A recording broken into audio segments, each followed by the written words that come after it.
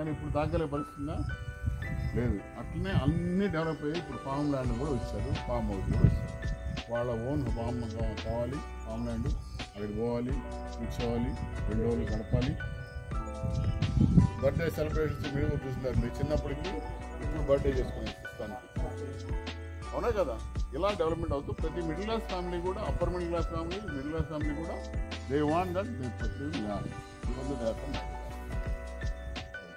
ఇప్పుడు విల్లా మధ్యలో ఇట్లాంటి మన క్లబ్ హౌస్లు అవి కొన్ని ఉంటాయి, కానీ ఇది వేరే.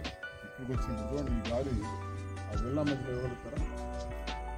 కాసేపు ఒక 2 hours ఇక్కడికి వచ్చినా అంటే కంపల్సరీ మీకు స్వెటర్ కావాలి, ఈ మంకీ క్యాప్ ఎక్కడ. అట్లాగే ఈ మహాగని చెట్లు ఒక 5 years అయ్యేసరికి 5 degrees టెంపరేచర్ మైనస్. మీకు సపోజ్ 25 ఉంది ఇప్పుడు ఈ టైంలో, ఇప్పుడు దాదాపుగా 20 వచ్చేస్తుంది. 5 years కనుక మహాగని పెరిగింది. Wonderful oxygen. ఇప్పుడు మనం పార్క్ వెళ్తే అట్లా ఫీల్ ఉంటుంది పొద్దున్నే 5:30, 6 o'clock వాకింగ్లో తెలుస్తుంది. మిగతా దానికి అదే బ్రహ్మముహూర్తం అంటాం కదా, చాలా అట్లాంటి ల్యాండ్ ఇది.